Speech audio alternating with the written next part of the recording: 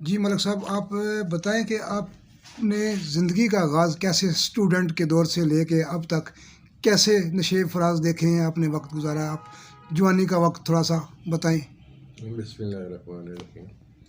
سب سے پہلے تو یہ ہے کہ میرا آبائی علاقہ جو ہے وہ ضلع میاں والی ہے، تحصیل عیسیٰ خیل ہے۔ تو میں نے اپنی تعلیم کا آغاز عیسیٰ خیل سے ہی کیا۔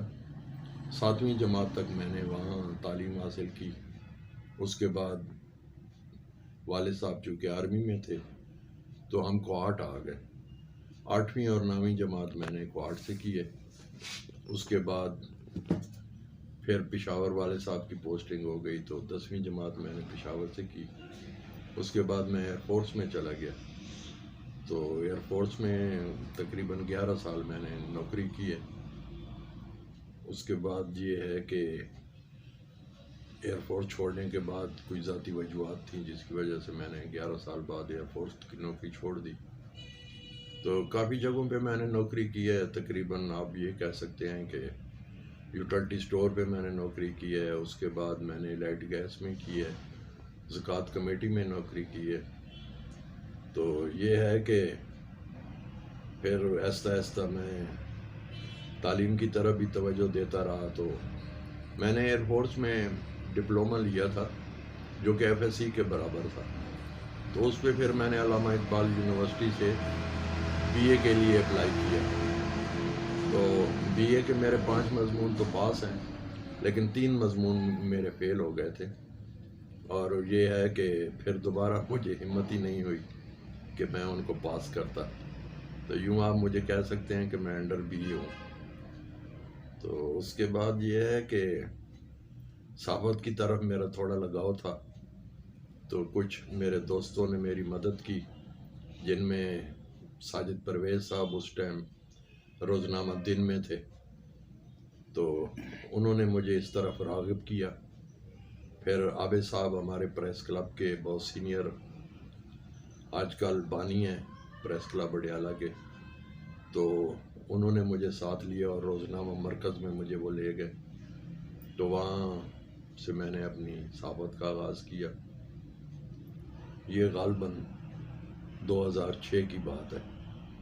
تو 2006 سے لے کر آج تک 2023 ہو گیا ہے، میں صحافت سے ریلیٹڈ ہوں۔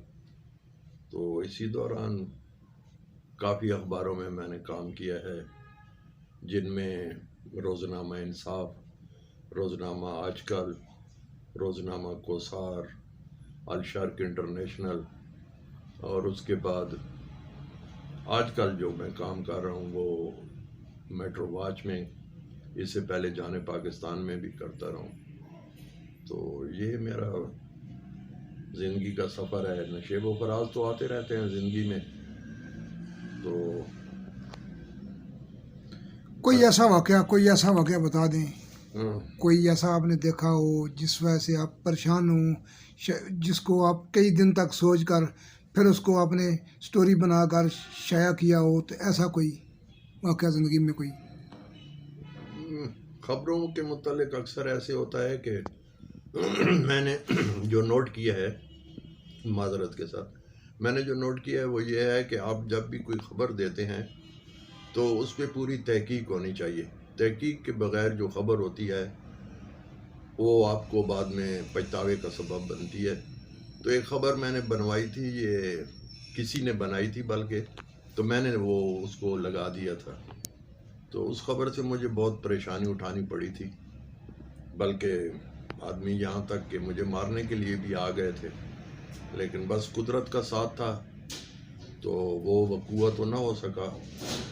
لیکن یہ ہے کہ یہ میں نے نوٹ کیا ہے کہ جب بھی آپ خبر بنائیں، میں تو بلکہ یہ کہوں گا صحافی بھائیوں کو جو نئے آنے والے صحافی ہیں یا ابھی اس منزل کو طے کر رہے ہیں، تو ان کو میں یہی کہوں گا کہ جب بھی آپ خبر بنائیں تو اس کی پوری تحقیق کریں، بغیر تحقیق کے۔ میں نے وہ زندگی میں پہلی خبر تھی جو بغیر تحقیق کے لگا دی تھی، اور وہ خبر بہت بڑی لگی تھی۔ تو اس میں یہ تھا کہ وہ میرے گلے پڑ گئی تھی، بارکہ فلاں نے مجھے بچا لیا، ماں باپ کی دعائیں تھیں۔ تو یہ ہے کہ ایک خبر میں نے اور بنائی تھی، وہ میں نے تحقیق کے ساتھ بنائی تھی، اور اس پر اخبار کو ہر جانا بھی ہو گیا تھا۔ اس وقت میں اسلام آباد ٹائمز میں کام کرتا تھا، تو یہ ہے کہ اس اخبار کو ہر جانے کا نوٹس بھی ہو گیا تھا، لیکن چونکہ میں نے اس پہ تحقیق کی تھی اور میرے پاس پروف تھے باقاعدہ، تو اس کی وجہ سے ہم بچ گئے تھے۔ تو نئے آنے والے ساتھیوں کو تو میں یہی کہوں گا کہ وہ تحقیق کے علاوہ کوئی بھی خبر ہے اس کو نہ لگایا کریں۔ جنرل خبر کا تو کچھ نہیں ہوتا ہے، ٹریفک۔ اب آپ بتائیں کہ پنڈی میں کتنے عرصے سے آپ قیام پذیر ہیں اور پرماننٹ یہاں پہ ہیں یا ذاتی گھر ہیں یا گاؤں میں؟ عارضی طور۔ جی اچھا ایسے ہے کہ یہ والد صاحب ہمارے جب آرمی میں تھے اور وہ ریٹائر ہوئے نا، تو یہ 79 کی بات ہے۔ میں بھی اس وقت ایئرپورٹ سے آ چکا تھا۔ ایئرپورٹ سے تو میں 84 میں آیا تھا، لیکن 79 میں والد صاحب ہمارے یہاں راولپنڈی میں سیٹل ہو گئے تھے، ڈھیری حسن آباد میں۔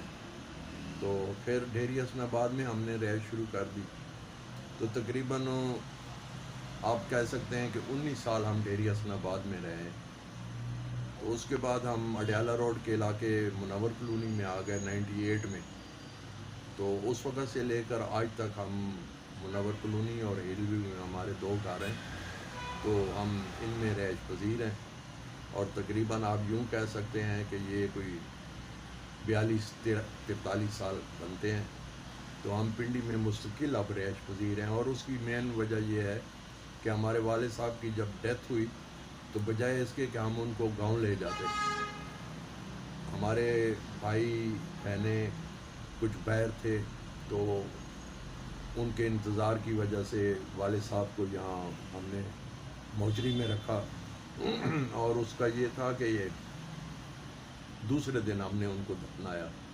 تو پھر ہم گاؤں میت کو لے کے نہیں جا سکتے تھے، تو ڈھیری حسن آباد کا قبرستان ہے بہت مشہور، الف شاہ، تو وہاں پر ہم نے والد صاحب کو دفنا دیا۔ جب ان کو یہاں دفنا دیا تو پھر ہم نے یہ سوچا کہ اب ہم گاؤں نہیں جائیں گے، تو پھر ہم یہاں رہنے لگے۔ ہم نے اپنا گھر خرید لیا اڈیالہ روڈ پر منور کلونی میں، اور پھر یہ ہوا کہ 2013 میں میری والدہ کا انتقال ہو گیا۔ والد صاحب کا 1997 میں ہوا، جبکہ والدہ کا انتقال 2013 میں ہوا۔ پھر والدہ کو بھی اڈیالہ روڈ کے علاقے علی ٹاؤن کا قبرستان ہے، وہاں پہ دفنایا۔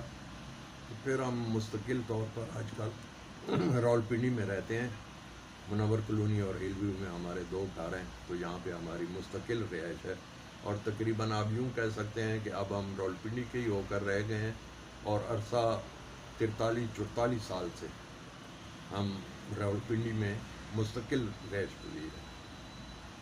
تو کام کاروبار بھی؟ کاروبار منور کلونی سٹاپ پہ میرا ذاتی دفتر ہے، جس میں آپ یوں کہہ سکتے ہیں کہ میں پراپرٹی کنسلٹنٹ ہوں، اور اس کے بعد میں اخبار میں بھی کام